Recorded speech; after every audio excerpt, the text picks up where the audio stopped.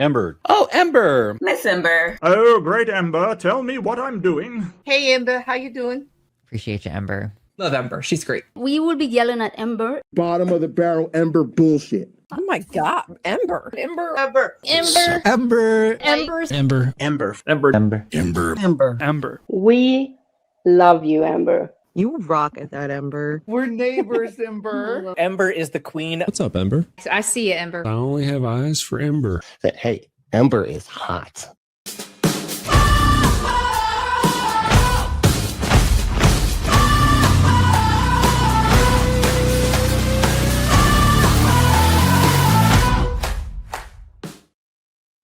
Hello, everyone. Happy Friday. I wish I were half as cool as that butterfly. Holy crap. That's another wonderful piece made by the delightful, the divine, the inspirational, the epic Jess from How to Rule an Asteroid. She also makes videos on her own channel, which are indeed quite epic. You should go check some out. That's How to Rule an Asteroid here.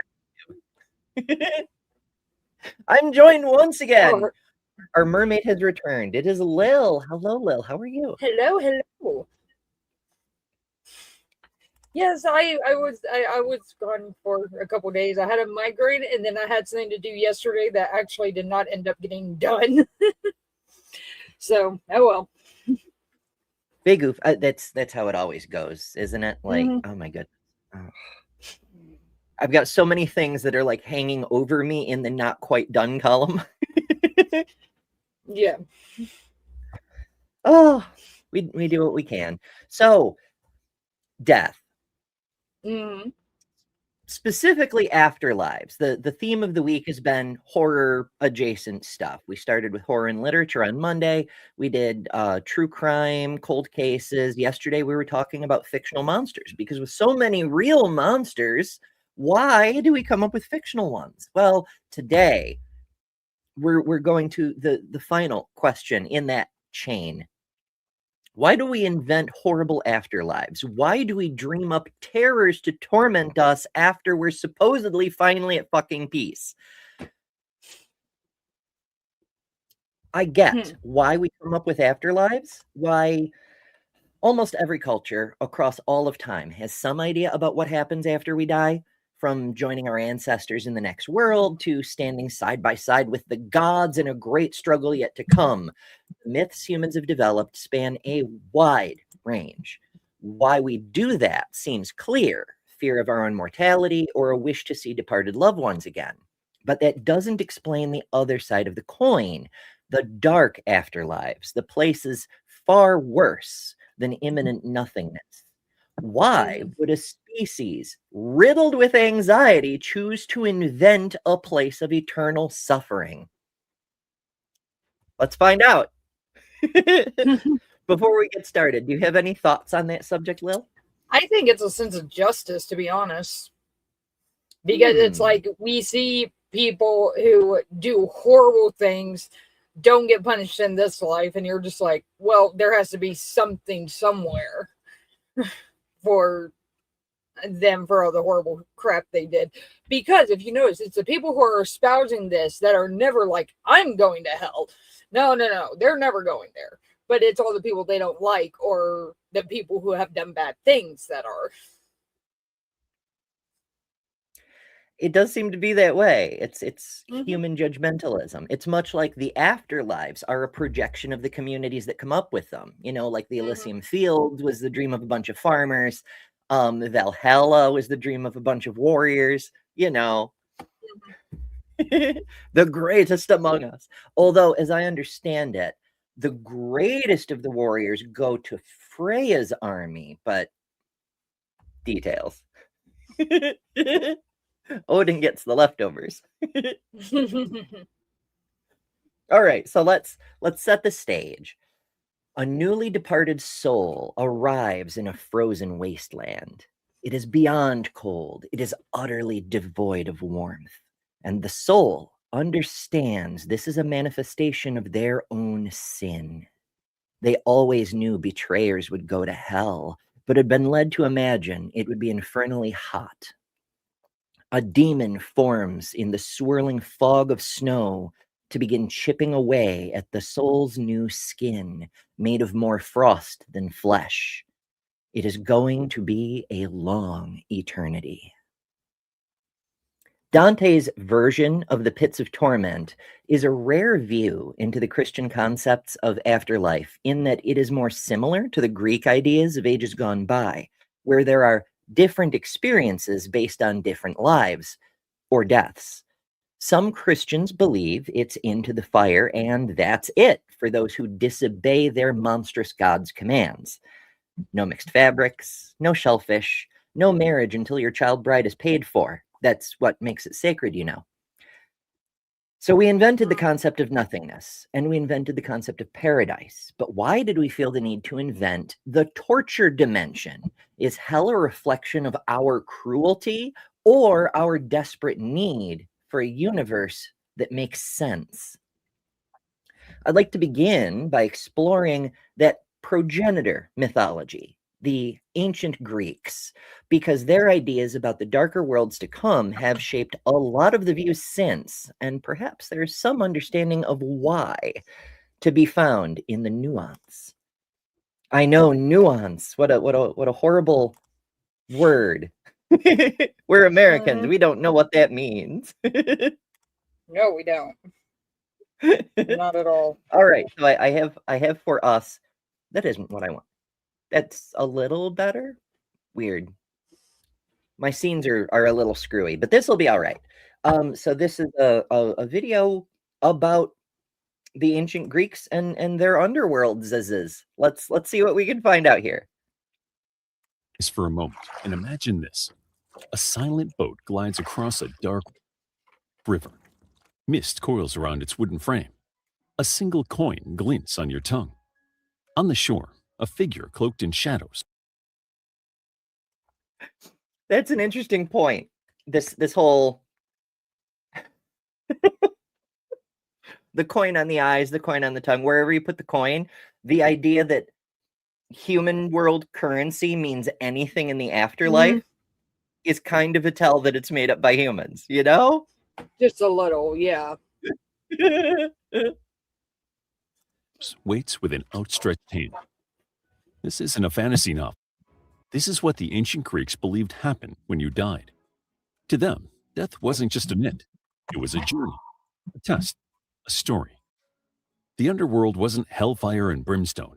It was a realm ruled by gods, guarded by monsters, and navigated by souls just like yours. Hero. Well, okay. So this is another AI scripted video, and those always hurt my head. But hopefully we'll get into some mythology here. But there is an important distinction between the Greek afterlife and the Christian afterlife, in that in the Greek afterlife, the gods were still around. You know, the underworld was run by Hades or Persephone, who kept Hades as a pet, depending on which version of the myth you subscribe to. In the Christian afterlife, no God. No sign of God, no evidence of God, other than the errant fallen angels who may or may not be imprisoned beside you, or maybe the ones torturing you. We're not really sure, strangely enough. But in the Greek stories, Hades wanders around. It's his kingdom. And all the other afterlives, there's gods coming in and out of those. I wonder why that evolution changed. I'm sure it had something to do with fixing some of the plot holes in the Christian story. Like, if God is everywhere, then God is also in hell. How does that make sense? Oh, well, hell is just the absence of God. So while he is everywhere, you're in a nowhere where he isn't. But, okay. Cowards, poets, and kings, they all passed through the same gates. But how did the Greeks come to believe this? And what does their view of death tell us about how they lived? Today, we descend into the myths, mysteries, and morals of the underworld, Greece's strangest and most haunting legacy, where death became a Is the underworld the strangest thing about Greek legacy? I'm not sure that's true. Different topic. destination. When the ancient Greeks looked at the night sky or stepped into a temple, they didn't just see stars and marble. They saw signs of what waited after. I mean, I'm just saying, they had a bunch of young women getting high off of geothermal fumes and then took what they said to be as prophecy. I don't know. Maybe there's a few things that are stranger. I'm probably don't I mind don't me. know. I do not know about that. The stone But it chick d- on the mountain told me I should invade Athens. It's a great Yeah. idea. Didn't work out too well. After life. Death, to them, wasn't an end. It was a journey, a crossing, and most importantly, it had a place, a real, imagined, and terrifying world beneath the earth called the underworld. Now, that is an important point about the Greek interpretation of things, is we have this weird idea today that death is the opposite of life, but it's not. Death is the opposite of birth. Life is what happens in between. Mm-hmm. Birth is a change of state. Death is a change of state. There's no real reason to think there isn't some other existence that existed before birth, and then you get a different one after death. And that probably won't be eternal either. If there is anything there, it's likely to last a period, the same as life did, and then something else beyond that, and so on and so on. If souls really are eternal, it's kind of inevitable, actually. Yep. Before I their do. ideas became mythology, death was already a part of Greek culture. Long before Homer sang of heroes or Plato taught in the academy, Greeks buried their dead with care. Mounds of earth, bronze tools, pottery, and even gold masks. These weren't just grave goods. They were messages. Messages that said, we remember, we prepare, we believe something comes next. Early stories from the Well, it's also honors and things, right? Like we name buildings after great leaders of times gone by, and rich people who just buy their names being on buildings, but mostly great leaders of times gone by, to honor their memory, to remind people of what made them great, to get them to follow in their footsteps, and to show everyone else that if you yourself live up to your potential and do great things, we will honor you also, even after you're gone. Mycenaean period already hinted at an afterlife. Tombs from around 1400 BCE show us that people believed the dead needed tools, food, and riches in the next world. But it wasn't until the great epics like the Iliad and the Odyssey that the underworld became a fully imagined realm. In Homer's Odyssey, Odysseus sails to the edge of the world to speak with the dead. He digs a trench, pours in milk, honey, and blood, and suddenly ghosts arrive. It's chilling. The dead appear. I forgot about that part. It's arguably the least important, well, not the least, but one of the less important parts of the Odyssey. But this is what made great Greek poetry so epic. It wasn't just a recounting of what happened in a poetic form. There's side quests. I went through Jason and the Argonauts' tale, the chase for the Golden Fleece a few years ago, and there's so many side quests, and they get this idea from antiquity. What we have remaining of the Epic of Gilgamesh, the reason it's an epic is because it isn't just one story; it's the whole damn saga. It's a whole bunch of stories with an overarching story arc, kind of. That's what an epic used to mean. I don't mind me. Appear thin, voiceless, almost forgotten. Even Achilles, the greatest warrior of them all, says he'd rather be a poor farmer alive than a king among the dead. This wasn't a glorious place. It was gray. It was empty. But myths. This is an interesting point. However long an afterlife lasts, you're always going to do that next, but you're only alive right now. So, you can put off the afterlife. It really can wait. Once you cross that bridge, if there is anything on the other side of it, you cannot come back. So enjoy your time here, Maybe don't rush it. Maybe don't try to Yeah. end the world with an undead carpenter ghost try to come back. Maybe. I like the way you put that. I'll have to use that at some point. What the fuck? Also, random thing that occurred to me a few days ago. If Jesus is God, why the fuck did he need to learn carpentry? That's a good point. Why do you have to learn anything? Yeah. Details. It's evolved, and by the time of Hesiod and later tragedians, the underworld grew in detail. It became a place with rules, borders, judges, and even rewards. Now, it wasn't Queens. just where the dead went, it was where your soul's fate was decided. Now we're getting somewhere. This isn't just where souls go, there's judgment. And the Greeks aren't the only one. Our friend Deviant, who sometimes joins us on these morning shows, will be happy to tell us at some point about the scales, the feather versus the heart. How much did the regrets of your life weigh on you? Mhm. I really enjoy that particular judgment because it implies that humans, their guiltiness has more to do with how much guilt you feel rather than what you've done measured against some arbitrary list of laws. Like, you could have broken no laws, whether God's laws, man's laws, a king's laws, whatever. You could have broken no laws and still feel bad, and that would weigh on you. Or you could have broken every single law, like, say, by leading a revolution against your divinely ordained ruler, and feel really good about your life, you know?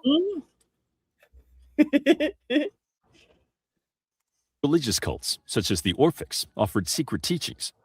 They believed that the soul was trapped in the body like a prisoner, and death offered escape. But only if you lived well, only if you remembered who you truly were. For them, the underworld wasn't a punishment, it was purification. In a culture, we see this idea too, even in earlier versions of Christianity, where the purgatory concept. You need to spend a little bit of time in the fire being, slightly roasted to purify your soul. But everything with Yahweh is all about fire. The sacrifices need to be burnt so that they turn into smoke, so that he can, do that aroma pleasing unto the Lord, because he's a gust of wind, apparently. It's a strange concept, but it kind of makes sense in a metaphorical sort of way. But it causes a mixture of metaphors, because when we talk about fire in the terms of the afterlife relating to that God, we don't know if it's to burn away the horrible things or to transform you into smoke so God can have you. So you can be with God. Like, shouldn't heaven be fire so you can be consumed and turned into smoke to be, consumed by God and thereby become one with him? I suspect the Christian heaven and hell are reversed. Possibly. filled with heroes, the Greeks made sure their heroes faced death too. Heracles, Theseus, and Orpheus all journeyed to the underworld and survived. These weren't just stories of bravery. Well, for certain values have survived. They were blueprints. They showed that it was possible to cross the boundary, to face the unknown, and maybe even return changed. So why did these stories matter? Because the Greeks believed the underworld shaped the living. What you did in life echoed in death. It wasn't enough to be strong. You had to be just. You had to honor the gods, respect your family, bury the dead. Death wasn't Why do we bury the dead? The dead don't care. It's for our peace of mind, so that we know when we're done with our bodies, they'll be buried too, because while we'll be done with them, it kind of freaks us out to think that we'll be lunch meat for wild critters. It just, we don't like it. So we bury our predecessors so that we know we in turn will be buried. Yeah. And I kind of get that. And I get people wanting to have at least a memorial service or something for someone, because like when my dad died, I needed it, my mom needed it, my sons needed it to like close that chapter and start a new one, it was like we needed that bookmark there. So Right. that ended up being Death is really for, or funerals for the rather. living. Yeah, it's for the community. I actually, so as you may be aware, I'm half Irish, and I don't know if you've ever been to an Irish funeral. I don't know if I've been to an authentic Irish funeral, but the Irish funerals on the Irish side of my family are quite an event. Everyone gets drunk and celebrates. They celebrate the life of the departed. Yeah. That's the way to do it. I mean, I don't, maybe it appeals to me because I'm half Irish, but like, I want people, you know, after I'm gone, to throw a fucking party and be glad that they got to know me, you know, to spend some of this finite time we get in this cosmos with me. And they bond over that fact. Of course, I'm sure maybe there'll be tears, but like having people be glad to have shared time with someone. Oh yeah. I don't know. Irish people are weird though. Oh, I'm gonna tangent, so we'll just get back to it. Random. It was part of the order of things, and the underworld was the place that held that order together. The map of the afterlife. Imagine dying in ancient Greece. Your body is washed, dressed, and laid out by your family. A small coin is placed under your tongue. That is your fare for Charon, the ferryman of the river Styx. Without it, you can't cross. Your soul. Right. Poor people are not allowed into the afterlife. We gotta keep the homeless people out, even though in the afterlife, no one has a home. You're new here. You don't. Never mind. Would be stuck, forever wandering, unseen and unheard. With payment ready, your spirit steps into Charon's boat and drifts into the mist. You arrive at the gates of the underworld, and there stands Cerberus, the three-headed hound. He doesn't bite. Does that look like a hound to you? No, or his daughter, Dr. Kip. I'm convinced Kip is a third Cerberus. I can't rule it out. But here's the thing, like, they tell you to bring a coin for Charon.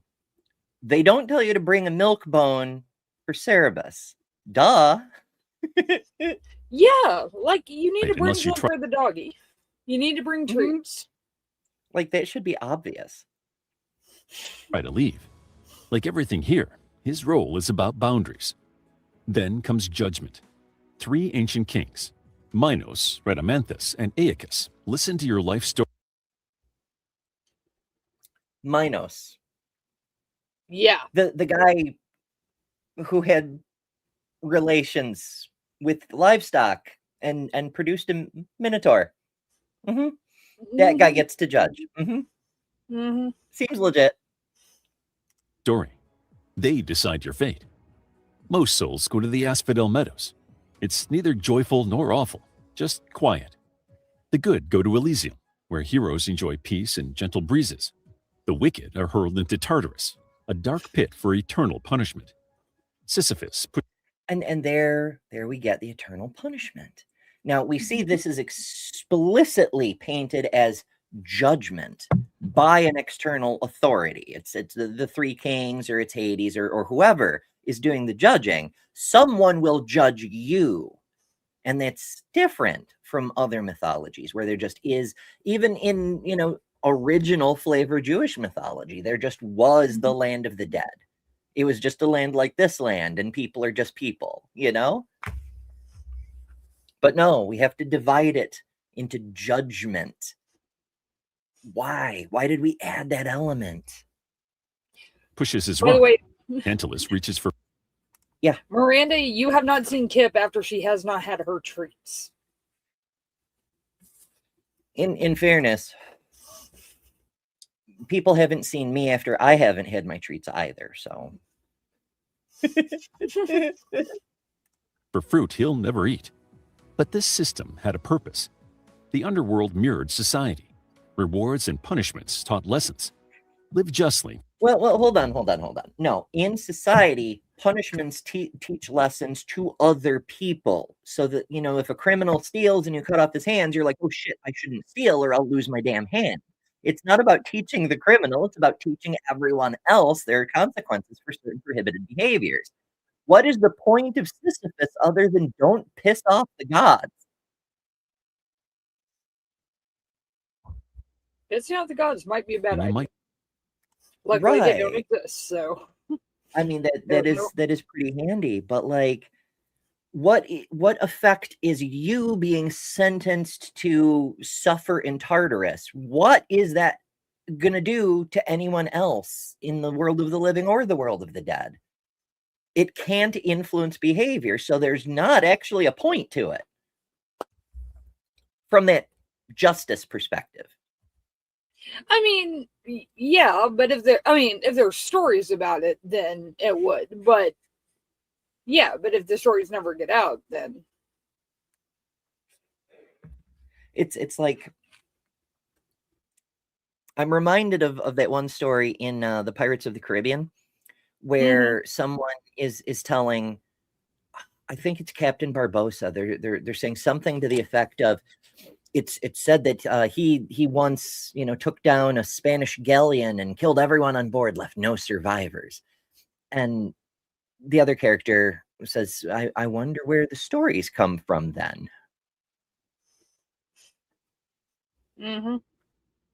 Either the story is wrong or someone made it up, in which case the story is also wrong.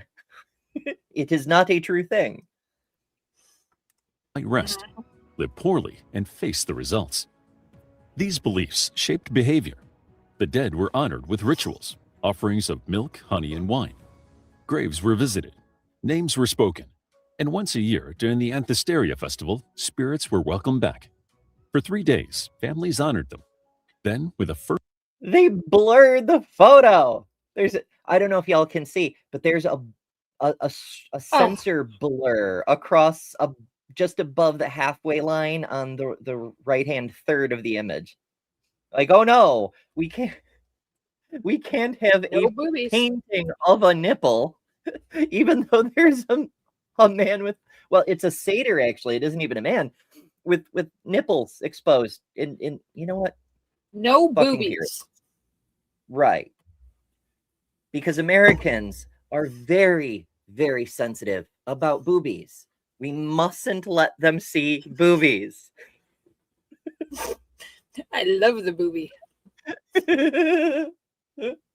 firm goodbye, they were sent back below. Philosophers added their own touch. Plato imagined a soul choosing its next life. The underworld became a cycle of learning. Be better and earn peace. For the Greeks, death wasn't doom. It was a time and place of reflection. Likewise, the underworld wasn't a horror story. It was a system of balance, responsibility, and hope. Now, here's an interesting idea. If there's supposed to be a sort of rehabilitation process in the underworld, you get tortured in Tartarus for a while, and then you get brought back before the judges, and they say, "Did you learn your lesson?" And then you get to move to a better afterlife. That sounds fairer in principle, but that implies that a person in one of the better afterlives could still commit an offense and go to Tartarus. Like, if you can move up, you can also move down, you know? Yep. Which would kind of Heroes, suck. hubris, and the paths That would really Yeah. suck. Because, like, yeah, if you die, you think you're done with all that. So, or eventually everyone would be like in Elysium. So, Yeah, at some points, everybody would end up in the bad place, whatever that ends up being. So that makes me wonder, what if everyone goes to hell as a means of inflicting trauma, so that when you get released into the bland afterlife or the good afterlife or whatever, you have that traumatic experience, and the judge says to you, "You don't want to go back there, do you? Behave or I'll torture you again." Because he's good and just or oh, something. yes, very. is not meant for mortals. The underworld wasn't just a quiet waiting place. It was a challenge, a destination, yes, but also a warning. And if you were foolish or daring enough to try to walk its halls while still alive, well, that was when the real stories began. The Greeks. Well, with the Greek stories, it's a little bit different than some of the modern afterlives we think of. This idea that the dead are somehow living impaired, that they've lost something, that they're trapped in another place that's less good than being alive, that's something of a newer concept. It was broadly understood in many mythologies back in the day that to have one of the desirable afterlives was something of a promotion, that it was better than being alive. But you couldn't take a shortcut to try to get there. You had to earn it, which means you either had to die in battle or live the longest, best life you could, or whatever. You had to achieve something in order to get one of those places of privilege. So in that respect, it was sort of a promotion. So a mortal who transgressed into the realm of the dead wasn't just going beyond the point of no return, the realm of death from whence no mortal returns. It was like entering a hall of the kings as a peasant. You're not supposed to be there, you know? Loved stories of mortals who crossed the line. These weren't just bedtime stories. They were cautionary epics. Don't test the gods. Don't play with fate. And never, ever forget your place in the grand design. Take Orpheus. That's another element. There's a plan. The universe is carefully constructed for reasons we don't fully understand, but there's obvious order, which makes it clear there's obviously things in charge. And this is what we understand about how they work. Early apologetics, I suppose. He was a poet, a singer, a man whose music could charm trees and tame wild beasts. But when his wife, Eurydice, died too young, They blurred another picture. Why? Why? Also, the story of Eurydice is it'll make you cry. It's just, you know what's worse though? Hadestown. So Hadestown came to popularity, like it had been around for a minute, but it came to popularity. It's a musical, by the by, for those of you who totally have no idea. It came to popularity during the first Trump administration because one of the big production songs is about building a wall. We build the wall because it keeps us free. And they're building their own prison, right? But they're pretending that they're keeping bad things out and their own community pure. And therefore it keeps being in a prison of their own construction is what makes them free. I can't imagine what that would, why it would have, implications about broader politics or something. But there's another song in there. I forget the title of the damn thing, but it's about Orpheus singing how if she's going to hell, he'll go with her, like she matters more than his own life to him. And it's a real fucking tearjerker. I'm like, why?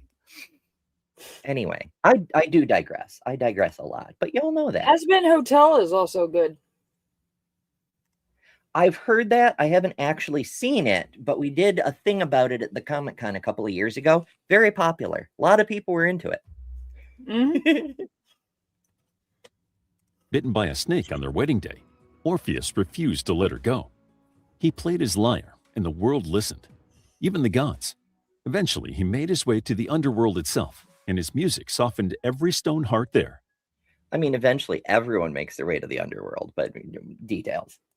Even Hades and Persephone's. They made a deal. Eurydice could return with him, but he must not look back until they were both safely above ground. Sounds simple, right? But sound familiar, right? You can live, you can escape, but you can't look back. As they climbed, Orpheus couldn't resist. Maybe he doubted. Maybe he feared. Perhaps he just needed to see her. He turned, and in that instant, she vanished forever. It wasn't just a love. Did she vanish, or was she never really there? And that's why he looked back. There. Yeah, because he needed to be sure it was worth it, that she was really, that he wasn't like leading some random demon to the surface, or he wasn't being tricked by the gods. And it turns out, yeah, he was being tricked by the gods. Because of course he was. Because the gods are dicks. It was Love story. Persephone's escape It was a plan. reminder. What's that? It was Persephone's escape plan. Oh, she was pretending to be. Mhm. I'm gonna get out. Mwahaha. This is why there is only one Queen of Hell. Even the noblest intentions couldn't change the rules of death. Or how about Heracles? He wasn't afraid of anything. His 12 labors took him across the earth. And yes, even in Hold on. Why did Heracles have to do 12 labors, bestie? We gonna tell that story? I realize it's not relevant to the afterlife thing, but it's kind of important to his story. Perhaps for another time. If you know, you know. into the depths of Hades. One of his tasks was to capture Cerberus, the fearsome three-headed guardian of the underworld, and bring him to the world above. With no weapons, Heracles wrestled the beast into submission and dragged him to the light. Heracles succeeded, but only because the gods allowed it. Even he, So that's how I ended up with Kip. That's right. In fact, Cerberus has been on the world above several times, which is how Zeus knew he existed, because Zeus can't see into the underworld. That's outside of his domain. But Hades would occasionally bring Cerberus up for a walk. Mortals knew about Cerberus because Hades would walk his puppy in the parks and things. I saw the cutest like dog Halloween costume I ever saw. It was a black dog like Kip, but they had gotten 2 black lab plushies and put either one on either side of their collar, so it looked like Cerberus. It was like the cutest thing ever. I'm just like, I've got to do that one of these years. I've seen a few people do a thing where they'll like make a couple of like felt heads that look like their dog, and then like put them on like a band kind of thing with one head on each side, so they can put them like over their dog's neck, and it looks like there's extra heads. Yeah, it's really cute. Yeah, it's neat when you can pull it off. All right, we'll go a little bit further, but then we really need to like switch back to our main premise here if we're going to get to our point today. the strongest of mortals, respected the order of things. He went in with humility. That made all the difference. But then there was Theseus. Theseus. Theseus is blurred too. We're all these damn artworks, you know.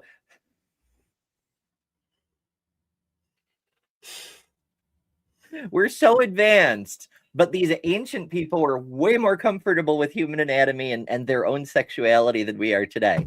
But we're the advanced ones. Okay. Oh goodness. All right, that's a pretty good point for a transition, because if you are one of the blessed few who has come to terms with your own sexuality, and in fact are proud of who you are, well, we've got something for you. In 2024, NASA researcher Rachel Lenz gave the world a flag made from NASA images for Pride Month. On January 20th, 2025, the incoming U.S. administration ordered that Artistic Union of Science and Civil Rights deleted. So I tracked down the original images it was made from, recreated it, and then added even more wonders of the cosmos to update the flag to the current, more inclusive form. On the anniversary of the inauguration, I released it. And it went viral several times. Now you can get a physical copy of that artwork as a full-sized flag or a large sticker, as well as space artworks of the other Pride flags: lesbian, gay, bisexual, trans, queer, intersex, ace, and new flags being added all the time. Get one for yourself or give them as gifts, and celebrate Pride, celebrate science, celebrate resistance, and help support a creator fighting for human rights for all humans. Head to astralpride.com. Dang it, I played the Promo- horizontal version of that one. Promo code Lil for $1 off sticker. That's true. Lil has a promo code. Mhm. Oh, goodness.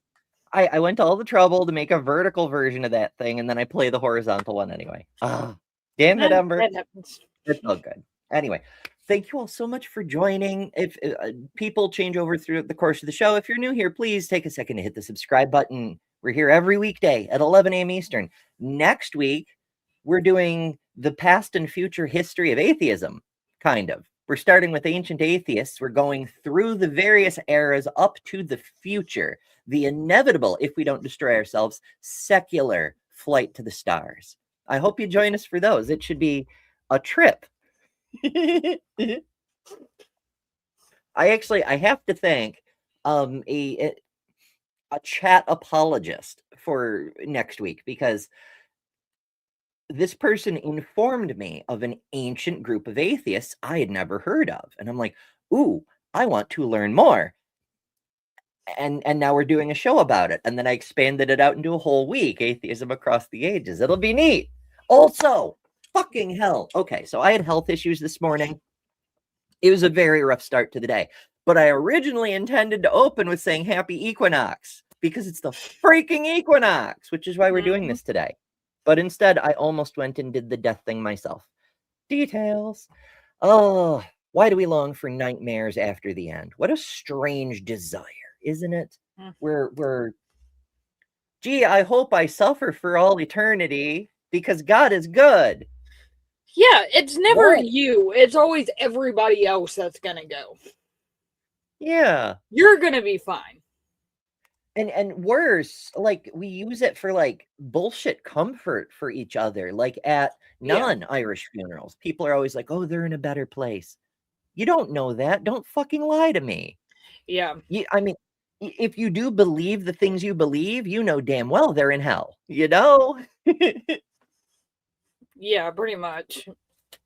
It's fucking wild. Anyway, so we do have quite an evolution. Up above, we have Dante's it, because there's geography to it. It's an interesting thing.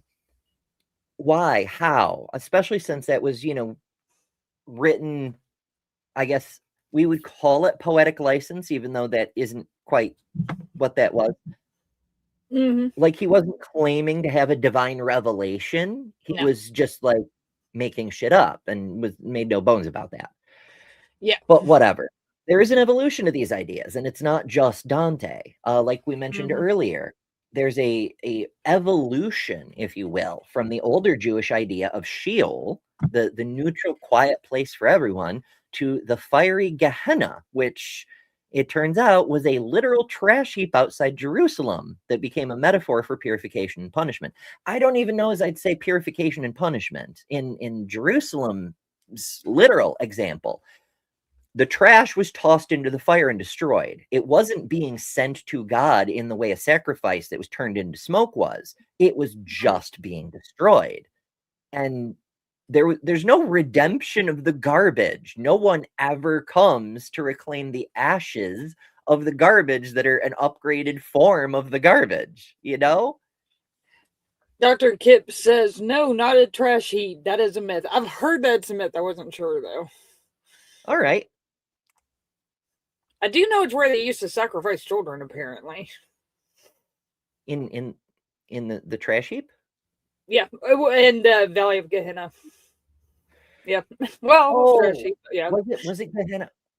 I don't know. This is one of the areas where my knowledge is very, very murky. I do recall someone recently saying that the ritual of Moloch was performed in a specific valley. And if you did it anywhere else, then it was just sparkling child murder. This is a good book on the topic. Oh, Lil has another book. Bart D. Ehrman. Who is that guy? I don't know. A History of the Afterlife. Interesting. It's a good one. It's a good one, because it's one of those things that it's always fascinated me on how the hell lore and the hell myths and stuff get so much more attention than the heaven stuff. And then when you get to the heaven stuff, it's like boring. But the hell stuff is like super interesting. Like it's dark as hell, but it's really dark. There's psychology to that too. Yeah. Like it's so easy to just wave your hand and say it's paradise. Whatever you think paradise means, that's what it is. But hell, we harp on because people are much more motivated by fear of what to avoid. It's the carrot and stick motivational thing. Like you don't have to know much about the carrot to know that the carrot is better than the stick, you know? Dr. Kip says Gehenna was the valley in which mulk sacrifices were performed. It was also probably the place where the dead were tossed during the siege of Jerusalem. Awesome. They're just like, you know what? Let's just take the dead and chuck them in the valley. I realize. See, this is why I love having Dr. Kip around. Right. The human-shaped Dr. Kip. I mean, having the dog-shaped Dr. Kip is great, but dog-shaped Dr. Kip doesn't know this kind of stuff. It's true. Dog-shaped Dr. Kip, you know, only has a dog Tourette in like treat studies and things. And napping. She just got one in napping. So. Oh my goodness, I need to study napping. I'm so bad at it. I'm like, I should nap and then I just keep working and I don't know why. And on that note, possibly bonus show later. I'm hoping to pull one off, but again, health issues today. I'm not sure if that's gonna work. Anyway, I digress, but make sure you're subscribed. In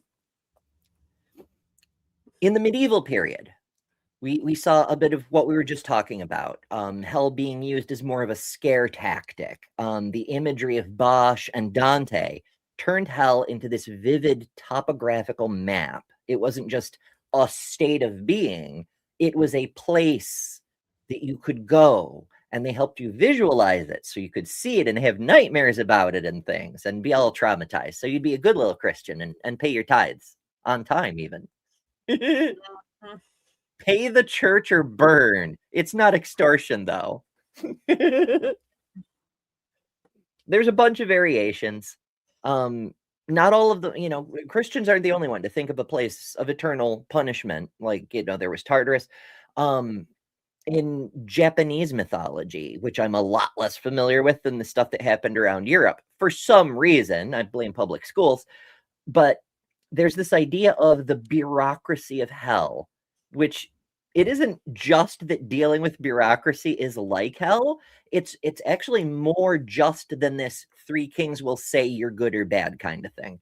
It was a series of courts and rulings and specific punishments tailored to your specific crimes. And this ties back to things that we've talked about before, how sin isn't just an act that's offensive to God. The idea of sin being a crime seems to be a Central European concept, whereas in the Septuagint, the word that is used where we would say sin broadly means to fall short. It's not an active offense, it's a failure to meet expectations. And that's kind of a big difference in consideration, you know? Dr. Kip says Tartarus is also mentioned in 2 Peter. I've heard of Hades being mentioned, and maybe it's the same thing just with different translations or what have you. But yeah, the fact there's other gods and other afterlives mentioned in the New Testament, well, Dr. Kip also said before, in 3rd Isaiah, it appears as the place where the dead, the comment moved, the dead are burned following the final battle in the last days. In 1st Enoch and the Sibylline oracles, it takes on a more cosmic significance. So the story keeps changing. My goodness. So yeah, adventures and things. Future of Earth says the nightmares ended when I became an atheist. That's an excellent point. It's not on topic, but it is an important point because I've, you know, I'm still a minister. I'm a secular minister now, but I'm still a minister. And as a result, I get a lot of people reaching out to me for, basically faith counseling in deconversion processes. And there is a whole organization to help with that. If that's something you need, it's the Recovering from Religion group. They have actual counselors, whether you're still religious or not. Religious people can talk to them too because of this fear of hell. It's such a big piece of baggage that people carry with them, even after deconversion. But I normally tell people something to the effect of, you're not afraid of going to Chinese bureaucracy hell. You're not afraid of going to Islamic hell because you think those ideas are ridiculous. You never believed them. Now you understand that the Christian mythology is just as ridiculous. So why would you be afraid of this hell and not those others? You can't use rationality to deal with something that's emotional. But if you give people the rational tools, then they can start to work through their own emotions, At least that's the idea. Yeah. Yeah, that's one thing with some of my friends who are atheists. The last thing for them to be able to let go of all that was the fear of hell and all that. And it like, why the hell do people teach this crap to kids? Seriously. Like, I understand why, but like, they shouldn't be doing that. Like, it's horrible. Well, we can actually answer that question. We're gonna go overtime today because this is 3 minutes long. I have a problem with this stuff being normalized across the spectrum, and specifically, like, why push this on kids?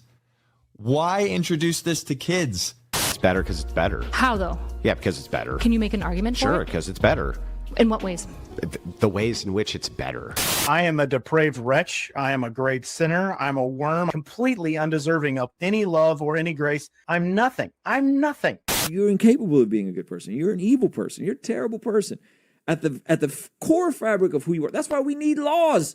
We need laws because we're bad people. All of us are bad people. You can't spell Pride Month without demon. PRIDEMONTH.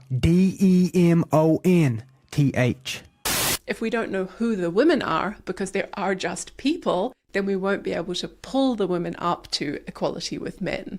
We have to try to limit the harm. And that means reducing or keeping down the number of people who transition. And that's for two reasons. One of them is that every one of those people is a person who's been damaged. But the second one is every one of those people is basically, a huge problem to a sane world. Transgenderism must be eradicated. Carl, that kills people. The LGBT, transgender, grooming our children's minds is a national security threat. We need to hold people for treason, start having some public hearings, and start executing people.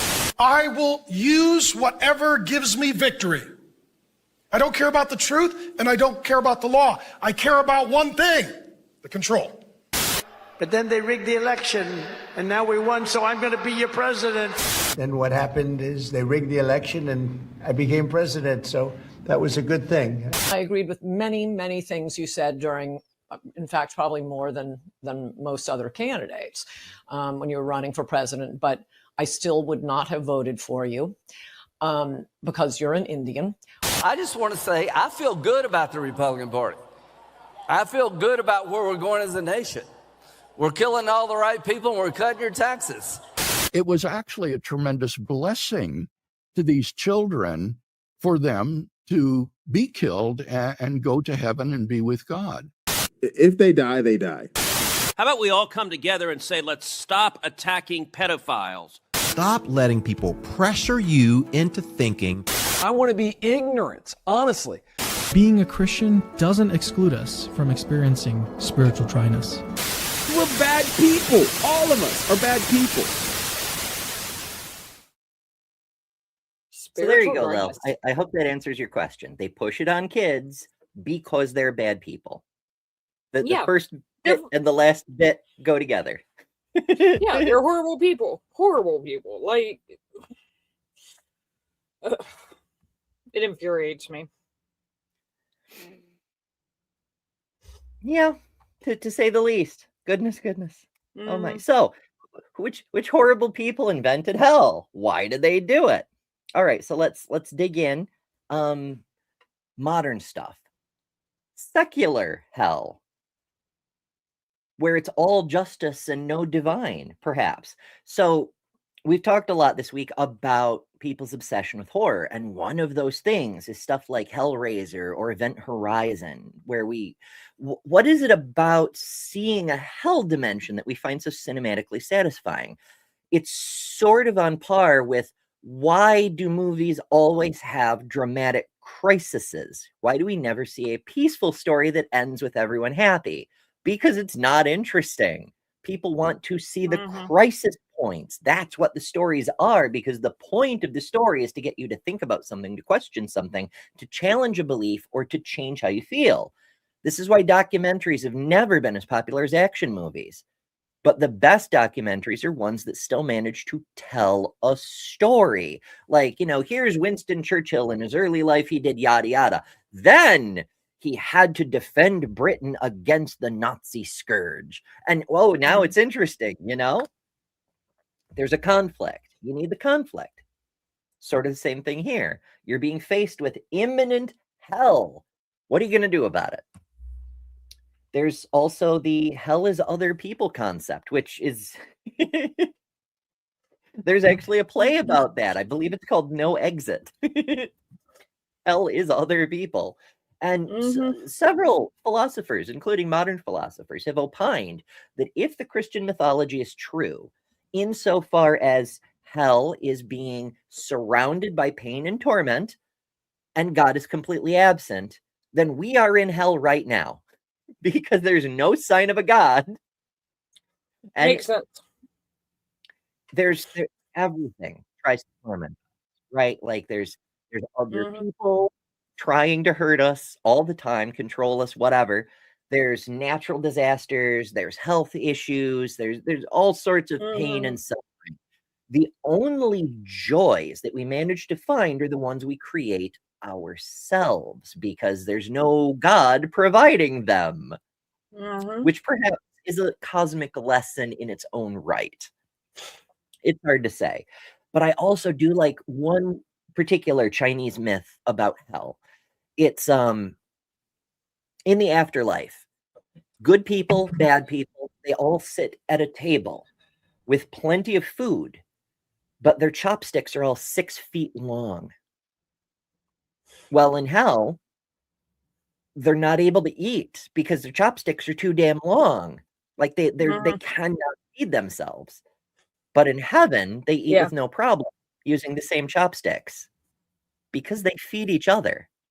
And that's the difference between heaven and hell. It's the same circumstances, but the good people work together and everyone's happy. And the bad people, it's all about themselves. That's all they care about. They don't even realize the other people are having, I mean, they might commiserate. They might be like, this is some bullshit. You can't eat either. But the obvious solution is right there. It's not just that they're too selfish, they're too evil, they're too wicked to see it. It's that they're incapable of realizing it because it's not their nature. They're so self-centered. They don't even realize they're hurting themselves at the same time they're hurting others. That's a very fair hell, I think. Yeah. I would agree with that. Yeah. In a lot of modern films, well, not just films, but stories and things, we use hell as a metaphor for trauma or for addiction or for the loops in our own mind that we get stuck in. It's not exactly an apt metaphor in some circumstances because hell is, of course, definitionally eternal torment. But all our mythologies, going all the way back to the Greeks, including Christianity, one might add, involve the idea of the possibility of escaping hell, right? Like in Christian mythology, during those, day and a half that Jesus was not respawned, they have the harrowing of hell, where he went into hell and retrieved the souls of the patriarchs who were there because they didn't worship Jesus, because they couldn't, because he hadn't been around yet. But they were otherwise godly men and deserved paradise. And so Jesus went and retrieved them. And Jesus, of course, escaped hell. Details. But we also have the Greek stories that we were just talking about with people who managed the impossible and escaped hell. And, well, not hell, but the underworld. You know. So it is possible to escape, even if it's very, very hard. And that in that way, it is sort of like trauma and addiction. Because addictions, over 2 years, I've been trying to get... Okay, in fairness to me, I started with the damn toothpicks. But still, addictions are hard. We're making progress. It's very, very slow, but we're making progress. But traumas, you know, you never really heal from a trauma, just like a scar never really goes away. You'll eventually heal. You'll eventually recover at least a portion of your motor functions or whatever the injury you sustained is. But psychological injuries are the same way. The trauma doesn't go away. You just adapt. Sometimes. But it's a long road and often a very painful one. Yeah. So I kind of get that. But why did we invent the idea? Is it the reverse thing? Did we translate the concept of traumas into our idea of the afterlife? I don't think so. The point of the stories, of the myths in the real world is that the real world is unfair. Good people suffer, bad people thrive. Hell was invented to bridge that gap, to ensure that eventually the scales are balanced. It attempts to solve the problem of evil with more evil. How the threat acted as social glue. Because there's this eternal punishment waiting. If you're naughty, you need to follow the social contract now. And that kind of goes to the root of religions themselves. There's ways to look at some of the older manuscripts and some of the older religions, including Christianity. There's parts in the Old Testament where if you change out, I am the Lord, I am Yahweh, I am God, with this is the word of your ancestors, the commands make more sense. If you understand the concept of the overgod as being the collective will of the ancestors, some of the stories make more sense. So if you want to go to be with your collective ancestors, you have to do what they say and follow their rules and live a life that they would deem honorable and worthy of their company. It makes a lot more sense. So it's not even necessarily a matter of punishment. It's being led into your ancestor's house, being worthy. But then we changed things around because we realized there was a possibility to weaponize things. It's not a matter of being let in or left out. We're adding punishment. We're adding...